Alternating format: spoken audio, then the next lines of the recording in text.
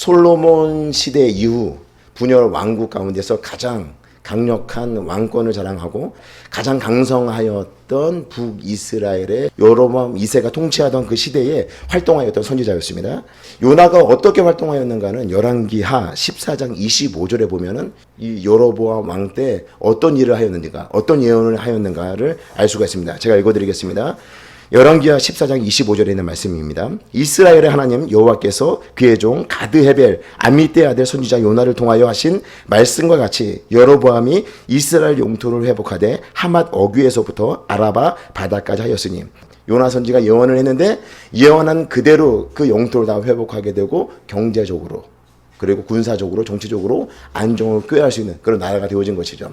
또 국제 정세를 보게 되면 아수르라고 하는 그 신흥 강국이 있었는데 남진하고 있을 때 제일 먼저 아람을 공격하죠. 아람이라고 하는 나라를 정복하고 난 이후에 아수르가 다시 본국으로 귀국을 하게 되는데, 그러니까 아람이 지금 어떻게 된 상태예요? 초토화된 상태이다 보니까 이 북이스라엘이 이 아람에 빼앗겼던 영토를 다시금 찾게 되는 것이죠. 안정을 찾게 되고 군사적으로라든지 경제적으로라든지 이런 부분에서 다시금 중흥기, 번영기를 누리게 된 것이에요. 근데 이 예언을 누가 했다고요? 요나 선지자가 했어요. 그러니까 요나 선지자가 이렇게 예언한 대로 성취가 다 되다 보니까, 그러니까 예언자들은 어떻게 해요? 예언자는 반드시 그가 행한 말이 성취가 될 때 예언자로서 인정을 받고 존중을 받는 건데, 당대에 요나 선지자가 했던 그 말씀이 성취되다 보니까 요나 선지자는 그 당시 임금이었던 여로보암 왕으로부터도 신임을 얻게 되고 또 국민들로부터도 인정을 받는 그런 선지자가 될 수 있었던 것이죠. 그렇게 안정된 삶을 나름대로 북이스라엘에서 누리고 있었던, 또 하나님의 말씀이 성취됨으로 통하여서 사람들로부터도 인정을 받고 신뢰를 받고 있었던 요나 선지자에게 하나님의 말씀이 임하고 있는 장면이 오늘 본문에서 나타나고 있죠. 2절에 있는 말씀을 같이 우리 한 목소리로 읽도록 하겠습니다. 같이 읽겠습니다. 너는 일어나 저 큰 성읍 니느웨로 가서 그것을 향하여 외치라. 그 악독이 내 앞에 상달되었음이니라 하시니라. 지금 요나에게 지금 어디로 가라고 말씀하고 있어요? 예, 니느웨, 큰 성, 저 큰 성읍 니느웨로 가서 그것을 향하여 외치라. 그 악독이 내 앞에 상달되었음이니라. 그들이 악함이 하나님 앞에 상달되었기 때문에 그들에게 가서 외치라고 말씀하고 있는 것이죠. 뒤에 보게 되면 요나가 무엇을 외쳤는지 알 수 있죠. 40일이 지나면 니느웨의 성이 무너지리라, 이 말씀을 외치게 되는 거죠. 근데 요나가 지금 가서 하나님의 말씀을 선포해야 될 그 대상이 니느웨인데 아수르의 수도였어요. 아수르의 수도였고, 또 위치적, 지리적으로 보게 되면 북이스라엘이 있는 그 팔레스타인 땅에서 북동쪽으로 무려 700km나 떨어져 있는 곳이 바로 이 아수르라고 하는 나라, 니느웨가 있는 도시였다는 것이죠. 그러니까 이 요나는 굉장히 멀리 가야 되잖아요. 700km를 움직여서 가서 하나님 말씀을 전해야 되는데, 지금 요나는 지금 어디에 있다고요? 북이스라엘에서 나름대로 인정받고 신뢰를 충분히 받고 있는 그런 위치에 있었기 때문에 하나님께서 하신 말씀이지만 그곳까지 가서 하나님의 말씀을 전하는 거, 그건 쉽지 않다라고 요나 스스로가 판단했을 거예요. 뿐만 아니라 이 니느웨는 이 주변 나라들을 공격하여서 그들을 정복할 때 아주 잔인한 민족으로, 잔인함이 소문난 민족이 바로 이 아수르였던 것이죠. 그런 민족에게 가서 하나님께서는 그 요나에게 그곳에 가서 하나님의 말씀을 선포하라고 말씀하고 있는 것이에요. 뿐만 아니라 이 니느웨, 이 아수르는 장차 북이스라엘을 멸망시키는 나라가 될 것인데, 그런 원수와 같은 나라에 가서 하나님의 말씀을 선포하라고 하니까 요나 선지자는 그것이 탐탁하지 않았던 것이에요. 성도 여러분, 우리가 이렇게 하나님의 뜻이 잘 이해가 되지 않을 때도 있어요. 이스라엘 백성들에게 하나님께서 회복을 명하고 회복을 선포할 때 요나 선지자가 얼마나 기뻤을까요? 그렇죠? 요나 선지자가 이스라엘 영토가 회복될 것이고 이 나라가 부강하게 될 것이며 경제적으로 정치적으로 안정이 될 것입니다라고 하는 이 말씀을 선포하고, 그 말씀이 실제로 이루어졌을 때는 요나가 너무너무 좋은 거예요. 그런 축복의 말씀을 선포할 수 있으니까. 그런데 지금 요나에게 하나님께서 말씀하시는 건 뭐예요? 700km나 떨어진 그곳에 가서 하나님의 말씀을 선포하라는 것인데, 축복의 메시지도 아니고 뭐예요? 40일이 지나면 니느웨 성이 무너지리라. 그리고 그들은 굉장히 잔인한 민족이라고 말씀드렸잖아요. 그 말씀을 받아들이지 아니하고 요나를 죽일 수도 있는 거고, 그렇죠? 또 받아들인다고 하면 어떤 문제가 생기는 거예요? 장차 이 북이스라엘 공격해서 점점 강력한 나라가 되면, 심히 강한 민족이 되어지면은 나중에 북이스라엘 공격해서 북이스라엘을 멸망시킬 만큼의 강력한 힘을 가질 수가 있는데, 아무리 생각해봐도 하나님의 뜻을 이해할 수 없는 거예요. 저 강한 민족, 저 잔인한 민족 니느웨로 가서 하나님의 말씀을 전하고 하는지, 요나의 그 좁은 소견으로는 하나님의 뜻을 이해할 수 없는 거죠. 이스라엘 백성들만 사랑한다라고 생각한 거고, 하나님께서 그 민족 역시 사랑한다라고 하는 것들에 대해서 이 요나가 예상할 수 없었던 것이고, 그런 민족에게 하나님의 말씀을 선포하라고 하는 하나님의 뜻에 대해서 요나가 받아들이기도 쉽지 않았다고 하는 사실이죠. 그런데 성경에 보게 되면 그런 일들이 많이 있어요. 노아에게 하나님께서 말씀하시잖아요. 산꼭대기에다 방주를 지으라고. 처음에는 우리가 쉽게 받아들일 수 없는 거죠. 하나님의 말씀이 이루어지는 것을 통해서 하나님 뜻이 이것이었구나 라고 하는 것을 알 수 있지만, 처음 하나님께서 노아에게 산꼭대기에다 방주 지으라고 할 때 그 명령은 쉽게 우리가 순종하기 어려운 명령이었다라고 볼 수가 있는 거죠. 아브라함에게도 너는 본토 친척 아비 집을 떠나서 내가 내게 지시할 땅으로 가라, 이 말씀하실 때도 하나님께서 뭔가 선명한 것을 보여주신 건 아니잖아요. 그에게는 약속의 말씀만 주신 거예요. 그런데 아브라함은 그냥 그 약속의 말씀을 붙잡고 그냥 지시하는 땅으로 갔을 뿐이었죠. 이해할 수 없지만 하나님의 말씀에 순종하는 아브라함의 모습을 보여주고 있습니다. 80세가 된 모세, 하나님께서 모세를 부르셔서 이스라엘 백성들을 애굽에서 인도했네라고 말씀하고 있는데, 80세가 된 우리 권사님보다 나이가 많은 이 모세는 하나님의 말씀에 순종하잖아요. 그리고 당시 가장 강력한 왕이었던 바로 앞에 서서 이스라엘 백성을 건져내잖아요. 바로 앞에 서게 될 때 이 모세는 나는 할 수 없다라고 얼마나 많이 거부해요. 난 입이 둔한 자입니다. 보낼 사람을 보내소서. 나는 그 일을 할 수 없습니다라고 계속 얘기를 하는데, 결국 하나님께서 모세를 보내서 이스라엘 백성들을 애굽에서 인도해내지 않습니까? 이해할 수 없는 명령들을 하나님께서 내릴 때가 있어요. 이해할 수 없는 말씀을 우리에게 요청하시고 우리가 그 말씀에 순종하기를 하나님께서 기대할 때가 많이 있다는 것이에요. 아합 왕에게 엘리야를 보낼 때도 마찬가지예요. 당시에 가장 악한 왕이었던 이 아합 왕에게 디셉 사람 엘리야를 보내서 하나님께서 무엇을 말씀하고 있어요? 3년 6개월 동안 비가 오지 않을 것을 아합 왕에게 말하라. 그럴 때 잘못 얘기했다가는 이 아합 왕에게 엘리야가 죽음을 당할 수도 있는데 그런 상황에 직면했음에도 불구하고 그가 담대히 아합 왕에게 가서 3년 6개월 동안 비가 오지 않을 것을 말씀하고 있지 않습니까? 뿐만 아니라 눈물의 선지자라고 불리는 이 예레미야, 몰락한 제사장 가문에서 태어나서 그냥 아나도시라고 하는 그 지방 성소에서 섬겼던 사람이었는데, 그 사람에게 하나님의 말씀이 임하여서 예루살렘 성전이 있는 중앙 성소로 올라가서 그 성전 문 앞에서 이곳이 하나님의 전이라, 이곳이 하나님의 전이라, 이곳이 하나님의 전이라고 하는 그 거짓말을 믿지 말라, 너희들의 길과 행위를 바르게 하지 않을 때 하나님께서 이스라엘을 멸망시킬 것이며 또한 바벨론의 포로로 끌려가게 만들 것이다. 자신과 같이 연약한 자에게, 지방성소에 보잘것 없어 보이는 아이와 같은 자신에게 하나님 말씀이 임하여서 중앙성소로 올라가서 예루살렘 성전 문 앞에서 이와 같이 말씀하라고 하는 것, 예레미야도 이해할 수 없는 거죠. 그럼에도 불구하고 이 예레미야 선지자가 하나님의 말씀에 순종하여서 그 말씀을 선포하지 않습니까? 이렇게 우리가 이 땅의 삶을 살아가면서 이해할 수 없는 그런 문제들이 많이 발생하죠. 또 이해할 수 없는 명령들을 하나님께서 우리에게 내리실 때가 있어요. 그럴 때 우리가 어떻게 될 것인가? 믿음의 그런 선진들이 그랬던 것처럼 우리가 주의 말씀에 순종하는 거예요.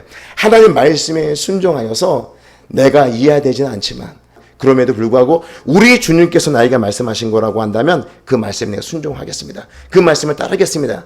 그렇게 말할 수 있는, 그렇게 우리 하나님 앞에 고백하고 그렇게 하나님의 말씀에 순종하겠습니다라고 결단하며 나가는 저와 우리 모든 성도 여러분 되시기를 주의 이름으로 축복합니다. 일반적으로 사람들이 하기 싫어하고 가기 싫어하는 곳에 일이 많아요. 사람들이 하기 싫어하는 곳에 일이 많아요. 그리고 가기 싫어하는 곳에 가보면 할 일이 많이 있음을 보게 돼요. 작은 교회에 할 일이 많죠. 오지라든지 선교지에 할 일이 너무너무 많아요. 사람들이 가지를 않으니까 그곳에 할 일이 너무나 많아요. 그럼에도 불구하고 하나님께서 그 일들을 우리에게 맡기시는 것은 우리가 그 일을 하기에 가장 적합한 사람이기 때문에 하나님께서 바로 우리를 보내시는 것이에요. 하나님께서 우리에게 부담감을 주셨다고 한다면 우리가 그 일을 감당해야 되는 거예요. 이해가 되지 않는 부분들이 분명히 우리의 삶 가운데 많이 있습니다. 그럴 때 우리가 판단할 것이 무엇입니까? 하나님께서 그 일을 내가 하기를 원하시는구나. 하나님께서 그 일을 내가 해서 하나님을 기쁘게 드러내는 삶을 살기를 원하시는구나. 하나님께서 내리신 그 명령이 때론 이해할 수 없고 때론 손해를 봐야 되고 때론 고난이 우리 앞에 찾아온다 하더라도 주께서 나에게 말씀하신 것이면 내가 그 말씀에 순종하겠습니다. 그 말씀을 붙잡고 내가 삶을 살아가겠습니다. 이와 같은 결단할 수 있는 우리 제공교회 모든 성도 여러분 되시기를 주의 이름으로 축복합니다. 근데 이 요나는요, 부와 인기를 기반으로 해서 안정된 삶을 살아가고 있었잖아요. 안정된 삶을 살아가고 있었는데 하나님께서 그 니느웨라 가라고 하니까 너무나 가기가 싫은 거예요. 그리고 그 민족은 요나가 말씀을 선포하지 아니하고 40일이 지나면 그냥 그 성이 무너질 성이니까 차라리 그 성이 무너지는 것이 앞날을 봤을 때 이 북이스라엘의 입장에서 보면 훨씬 더 난 거죠. 오히려 그 민족의 회개가 일어나고 그렇게 될 때 오히려 상대적으로 유업을 느끼는 나라는 이 북이스라엘이 될 수 있는 것이에요. 그래서 요나의 선택은 뭐예요? 하나님의 뜻이 이해가 되지 아니할 때 하나님의 말씀에 불순종하겠다라고 결단을 내리게 되는 거죠. 그래서 그가 결정한 것이 무엇이냐면 욥바로 내려가서 다시스로 가는 배를 타고 반대쪽으로 가는 거예요. 이 아수르, 니느웨는 북동쪽에 위치하고 있다라고 한다면, 동쪽이라고 한다면 지금 이 다시스라고 하는 곳은 스페인을 말하고 있는데 완전히 서쪽이죠. 의도적으로 반대쪽으로 가고 있는 요나의 모습을 보여주고 있죠. 3절에 있는 말씀을 같이 한번 읽어볼까요? 같이 읽겠습니다. 시작. 그러나 요나가 여호와의 얼굴을 피하려고 일어나 다시스로 도망하려 하여 욥바로 내려갔더니 마침 다시스로 가는 배를 만난지라 여호와의 얼굴을 피하여 그들과 함께 다시스로 가려고 배삭을 주고 배에 올랐더라. 여기서 보게 되면 여호와의 얼굴을 피하여 일어나 어디로 도망하여? 다시로 도망하여 하려 하여 욥바로 내려갔다고 말씀하고 있잖아요. 욥바로 내려갔는데 마침 무엇을 만나요? 다시스로 가는 배를 만난지라. 오늘날도 우리가 멀리 외국에 갈 때 갑자기 일정이 생겨가지고 비행기 티켓을 구하려고 하면 그 비행기 티켓을 우리가 쉽게 구할 수 있나요? 구하기가 쉽지 않아요.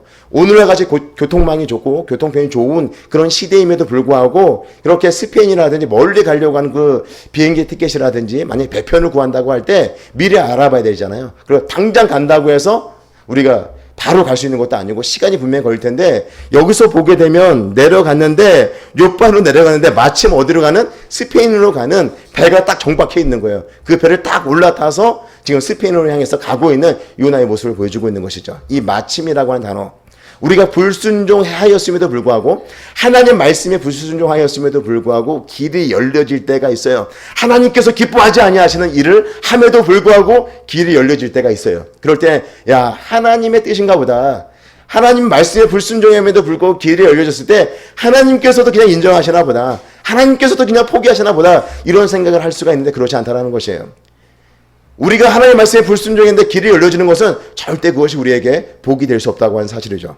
우리가 주목해서 봐야 될 단어들이 있는데 3절에 있는 말씀을 보시게 되면 요나가 여호와의 얼굴을 피하려고 일어나 다시스로 도망하려 하여 욥바로 내려갔더니 여호와의 얼굴을 피하여 지금 도망가고 있잖아요. 도망가면서 어디로 내려갔다고 얘기하고 있어요? 욥바로 내려갔더니, 이 내려갔더니라고 하는 단어가 야라드라고 하는 단어거든요. 히브리어로 야라드라고 하는 동사인데 내려가다라고 하는 동사인데 여호와의 얼굴을 피하여 그들과 함께 다시스로 가려고 뱃삭을 주고 배에 올랐더라. 배에 오르다라고 하는 단어, 이 오르다라고 하는 단어도 똑같이 야라드라고 하는 단어를 써요. 그러니까 이 히브리어로는 배에 내려가다가 배에 타는 거랑 똑같은 단어인 거죠. 욥바로 내려가고 배로 내려가고 그 다음에 4절에 있는 말씀 볼까요? 여호와께서 큰 바람을 바다 위에 내리심에 바다 가운데 큰 폭풍이 일어나 배가 거의 꺼지게 된지라. 그리고 5절 그 뒷부분에 보게 되면 요나는 배 밑층에 내려가서 누워 깊이 잠이 든지라. 또 보게 되면 배 밑층으로 내려갔다는 표현이 있죠. 내려가다라고 하는 단어, 이 단어 역시 야라드라고 하는 단어를 사용하고 있어요. 나중에는 요나가 어떻게 돼요? 물속에 던져지고 큰 물고기의 뱃속에 들어가잖아요. 스올까지 내려갔다라는 표현을 쓰고 있는데 역시 야라드라고 하는 단어를 쓰고 있어요. 그냥 겉으로 볼 때는요, 마침 자신이 원하는 바 다시스로 가는 배를 타고 지금 자신은 원하는 그 목적지로 향하여 달려가고 있는 것처럼 보이지만 실제로 하나님의 낯을 피하여 하나님의 얼굴을 피하여 불순종하여 도망가는 그 삶의 모습을 보게 되면 내려가고 있는 거죠.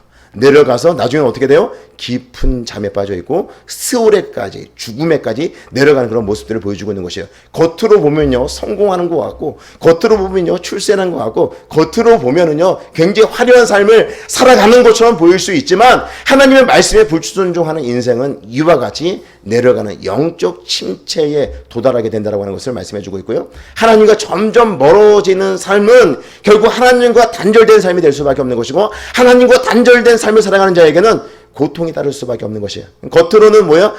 아무런 문제가 없는 것처럼 보여. 하나님 말씀에 불순종하여도 모든 일들이 잘 되는 것처럼 보이지만 그 내면은 어떻다라는 거예요? 내면은 하나님과 단절되어서 고통하며 영적 침체를 경험하게 된다라고 하는 사실입니다. 성도들, 하나님의 자녀들에게 있어서 은혜라고 하는 것은 너무너무 중요한 거예요. 은혜를 받지 않고 신앙생활을 한다.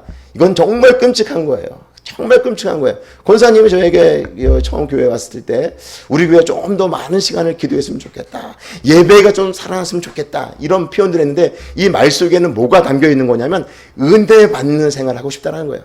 내가 정말 하나님과 친밀한 교제 속에서 하나님께서 우리에게 공급하는 그런 신령한 은혜를 받아 누리는 삶을 살고 싶다라고 하는 그런 애절한 고백이라고 볼 수가 있는 것이죠. 성도들은요, 하나님의 은혜가 없으면 살아갈 수가 없어요. 하나님의 은혜가 아니면 너무너무 힘든 거예요. 아무리 삶이 형통하고 아무리 물질적으로 풍요하고 넉넉한 그런 삶을 살아간다 하더라도 하나님의 은혜가 우리의 삶에서 차단되어지면 그거보다 더 고통스러운 건 없는 것이죠. 요나는요, 자신이 원하는 그런 목적지로 향하여서 달려가는 것 같지만 그 인생은 어때요? 영적으로 보게 되면 계속해서 내려가는 삶을 살아가는 거죠. 계속 내려가서 영적인 깊은 침체를 맛보는 거죠. 하나님과 단절되게 되면 영적으로 우리가 침체의 길을 걷게 되면 결국 우리의 삶이 행복할 수 없다고 하는 사실이죠. 따라서 우리가 해야 될 것이 무엇이에요? 작은 것이라 할지라도 하나님 말씀에 순종하는 것이에요.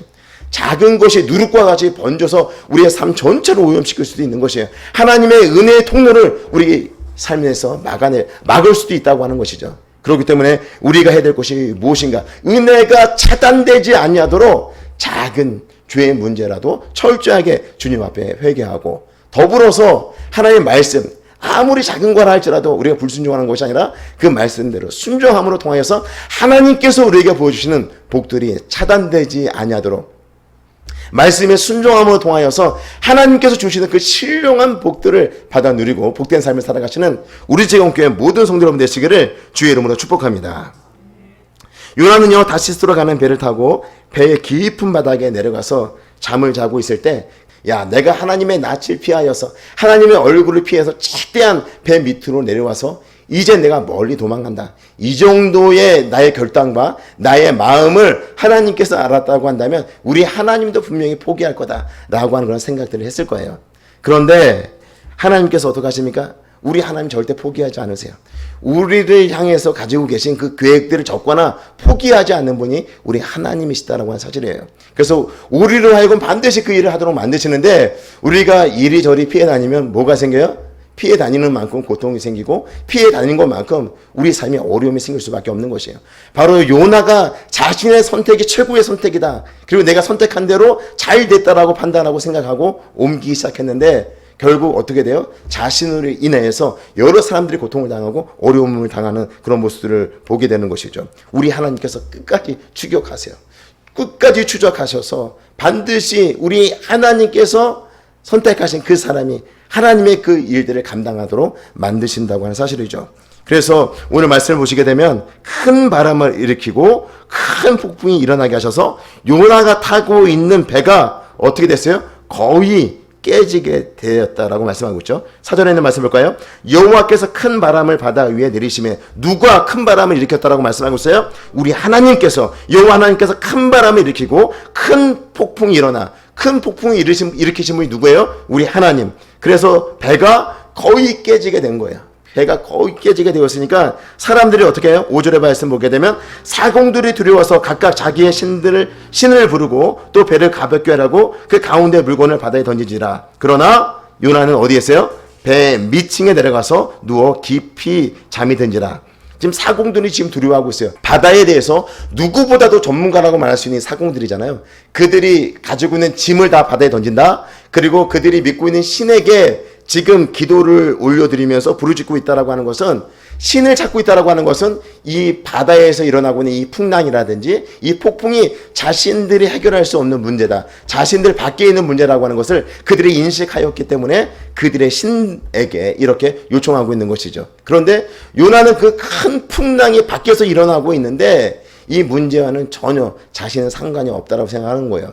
TV를 보게 되면 세상에서 별별 일들이 달려나지 않습니까? 뭐 살인이라든지 강도라든지 뭐 사기치는 이야기를 하든지 이런 이야기들이 막 일어나는 것을 우리가 바라보면서 우리가 혀를 내두르잖아요. 어떻게 이 세상이 점점 이렇게 악해져만 갈 수 있느냐, 이런 말들을 하면서 우리가 혀를 끌끌 차고 그런 경우들이 많이 있는데, 우리가 단지 그것을 바라보면서 남의 일이다 라고 이야기할 수 있냐? 그렇지 않다는 것이에요. 요나는 지금 뭘 하고 있어요? 폭풍이 일어나면서 모든 사람들이, 배에 타고 있는 사람들이 고통하고 힘들어하고 있는데, 요나는 지금 배 밑에서 잠을 자고 있다라고 하는 것이에요. 이 세상에서 일어나고 있는 그런 많은 일들은 교회와 무관하지 않다는 것이에요. 성도와 무관하지 않다는 것이에요. 교회가 교회다워지지 아니하고, 성도가 성도다운 삶을 살아가지 아니하고, 하나님 말씀에 순종하지 않는 그런 삶을 살아가게 될 때 이 세상이 이렇게 고통하며 신음하는 일들이 우리 가운데 얼마든지 일어날 수 있게 된다고 하는 사실이에요. 교회는 더욱더 교회다워져야 되는 것이고, 성도는 더욱더 하나님의 말씀을 붙잡고 삶을 살아가야지만이 이 세상이 변화될 수 있다고 하는 사실입니다. 이렇게 요나의 불순종으로 말미암아 지금 이 배 타고 있는 사람이 다 고통하고 있잖아요. 이 배 타고 있는 사람이 신앙하고 있잖아요. 이 땅에 일어나고 있는 그런 일들이 나와 상관없는 일이 아니라 내가 하나님의 자녀로서 이 세상의 빛과 소금의 역할들을 제대로 감당하지 못하고 있기 때문에 일어나는 일들도 상당수 있다라고 하는 것을 우리가 간과해서는 안 된다라고 하는 사실이에요. 그냥 단지 바라보면서 나와는 상관없는 일에다 바라보고 말하는 것이 아니라 그것을 내 문제로 받아들이고 내 문제로 인식하고 기도할 수 있는 저와 성도 여러분 되시기를 주의 이름으로 축복합니다. 이렇게 요나는요, 자신의 문제가 전혀 아니라고 생각하고 있었는데, 다른 사람들은 지금 자신들의 신에게 기도를 하고 있잖아요. 선장이 잠을 자고 있는 요나에게 와서 뭐라고 얘기를 하고 있습니까? 배 밑층에 내려가서 누워 깊이 잠이 들어있는 그 요나. 6절에 있는 말씀을 보시게 되면, 선장이 그에게 가서 이르되 자는 자여 어찌함이냐, 일어나서 내 하나님께 구하라. 혹시 하나님이 우리를 생각하사 망하지 아니하게 하시리라 하니라. 지금 누가 누구를 깨우고 있어요? 선장이 요나를 깨우고 있어요. 요나는 하나님의 사람이에요.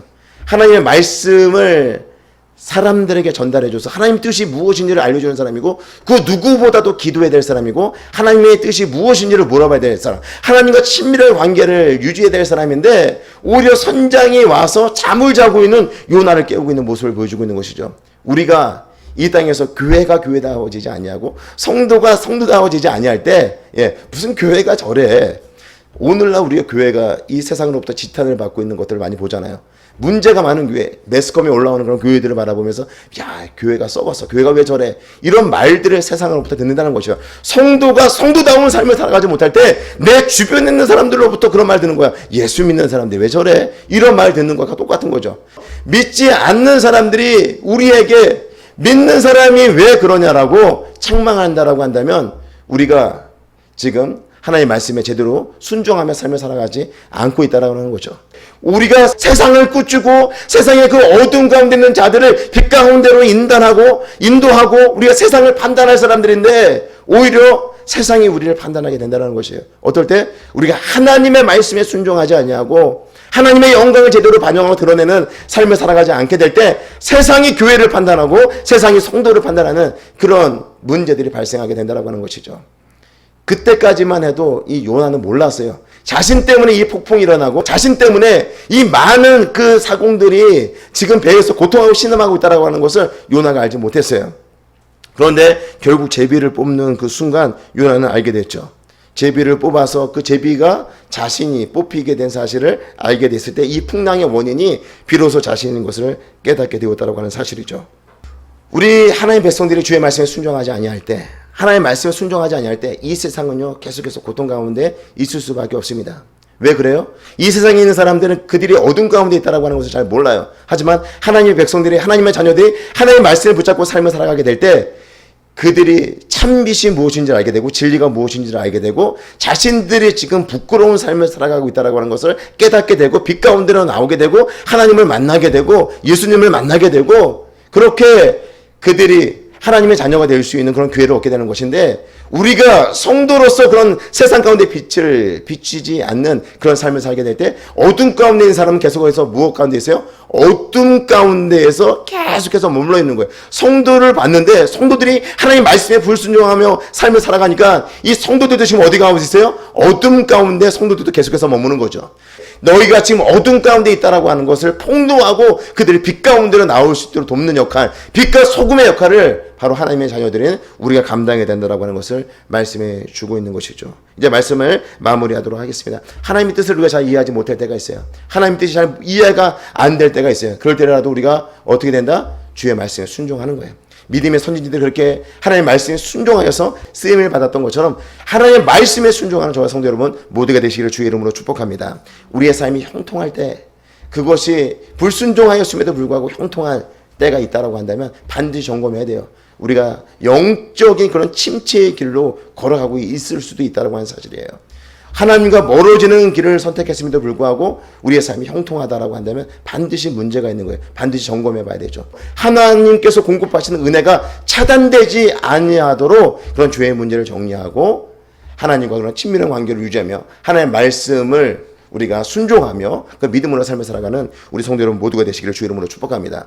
우리가 잘못함으로 인해서, 우리가 주의 말씀에 순종하지 않음으로 인해서 발생하는 여러 가지 문제들이 있습니다. 하나님의 말씀에 순종함으로 그 어둠 가운데 있는 자들에게 하나님의 말씀을 전하고, 또 우리가 주의 말씀에 순종하는 이런 삶의 태도를 통해서 그들을 빛 가운데로 인도해내는 이런 하나님께서 기뻐하시는 삶을 살아가는 우리 제공교회 모든 성도 여러분 되시기를 주의 이름으로 축복합니다.